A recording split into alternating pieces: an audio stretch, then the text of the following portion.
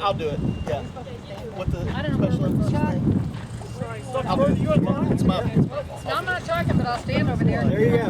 That works. That's okay. That works perfect. All right. Behind all the walls. There you go. Well, I want to call That works. She said she does. Start saying.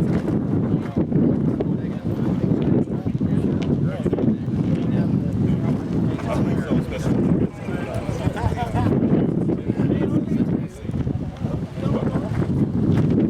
I thought you were. Yes. Good at it.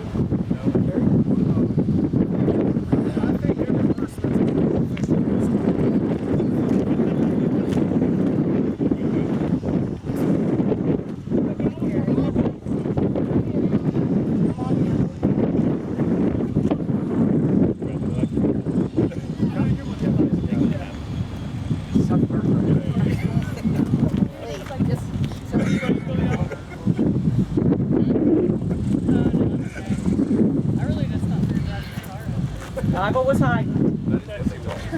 No. Yeah. Yeah.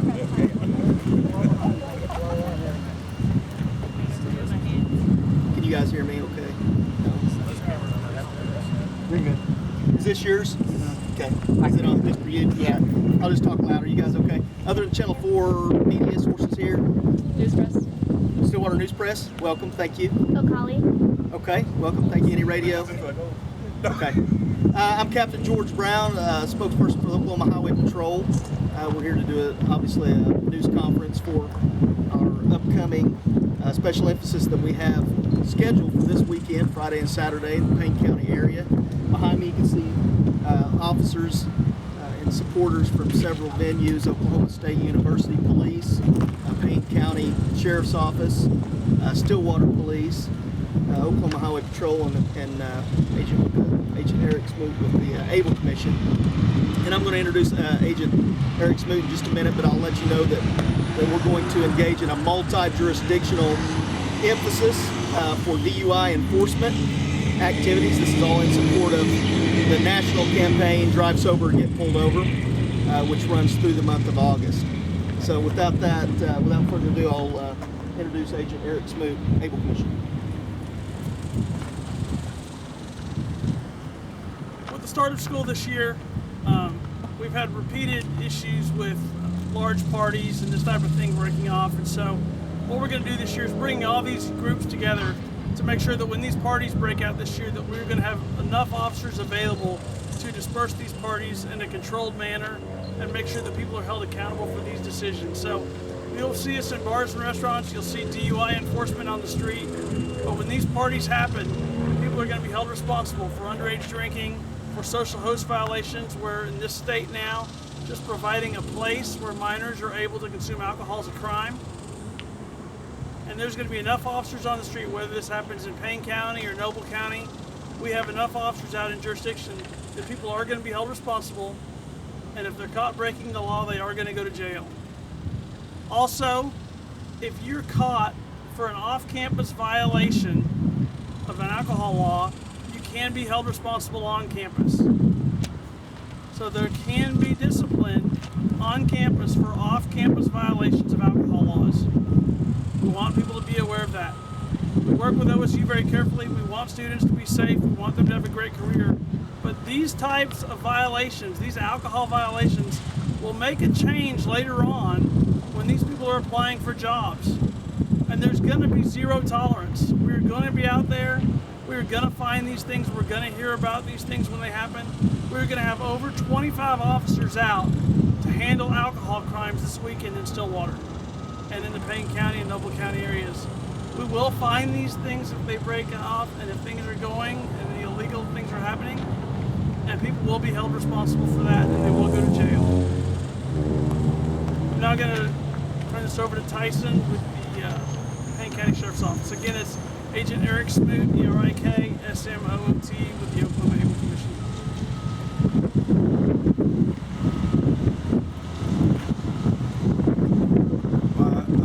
I'm Tyson Graney from the District Tom Lee is our district attorney, and as you know, underage drinking and alcohol offenses are a problem in Payne County. And I just thank OSU and the Legal Commission and law enforcement for having this special program to emphasize the dangers of that. And we prosecute these crimes vigorously. Every year we prosecute several hundred underage drinking type crimes and numerous hundreds of DUIs. So we do prosecute these, and I'm glad, particularly this semester, that law enforcement is making a concerted multidisciplinary attack on this problem. We'll be supporting them.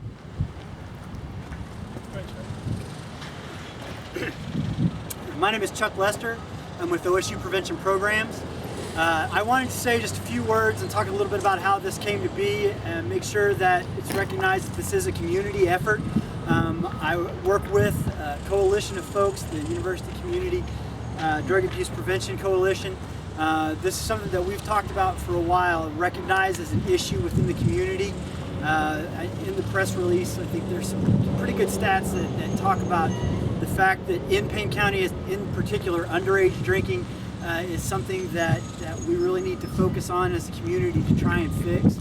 And through the collective efforts of the coalition, Agent Smoot was able to kind of form this coalition, and everybody's come on board. And that is such a big part of what's going on, is to really recognize how many people it took to make this all happen and what that means as far as community investment in really trying to keep our youth safe and making sure that they have lots and lots of years of being able to attend responsible gatherings, as opposed to getting themselves hung up in a situation that's going to negatively affect their future, their school, their career, the whole bit. So we just wanted to make sure that everybody is aware of the relatively new social host law for a lot of the students that may be their first time renting or owning a property. They may not be aware that there are consequences, not just criminal, but liability-wise as well. If they choose to host a party, they need to be very, very particular about who they invite. No underage drinking can occur at that party. Just because you own a house or you have rental control of a house does not mean you get to circumvent the law.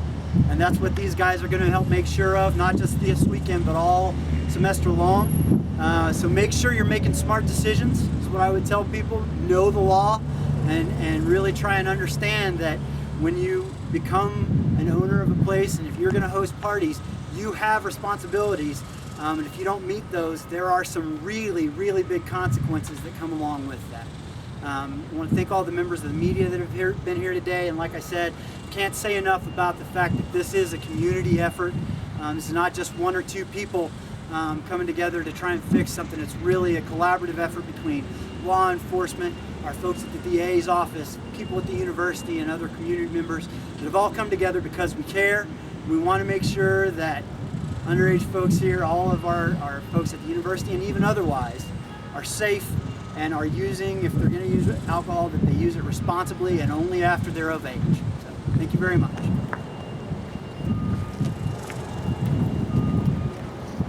Thank you very much, Chuck. I want to thank you all for being here today. I want to thank the law enforcement partners and advocates for being here. And I'll end with this. We're going to aggressively enforce DUI laws and alcohol laws in and around Stillwater.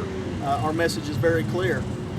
We're going to target DUI drivers. You want to drink and drive, you want to roll the dice, take a chance, you will be stopped. You will be arrested, and you will be jailed. And I can tell you, drinking and driving is one of the leading causes of highway deaths and injuries throughout the nation. So we're very passionate about that. It's no secret we want to get the word out to everybody. Drive sober. Thank you very much. We'll be available for one-on-one interviews over here. Can I just one question? What are the penalties that they could face under the hosting law, the new hosting law? Hosting law? Under the social host law, the first offense and the second offense are both misdemeanors. Third offense is a felony, though. The other thing, though, is if serious injury or death occurs as a result of this party, it becomes a first offense felony. So if somebody leaves one of these parties, they're involved in a crash that involves serious injury or death, and we're going to trace those back. If OHB gets a call of a crash they're going to call us, and we're going to go back and we're going to trace where they came from. And we're going to hold people responsible for that. But a fight breaks out, somebody's injured, goes to the hospital. We had a result just this weekend in Tulsa, this last weekend in Tulsa, where somebody was stabbed at one of these parties, and now the homeowner is facing felony charges who wasn't involved in the fight, but because serious injury or death occurred at one of these parties, now it's a felony for that homeowner. So this can turn very deadly very fast, and these charges can become very serious very quickly. Liability as well. Not to mention the civil liability that goes along with any of that.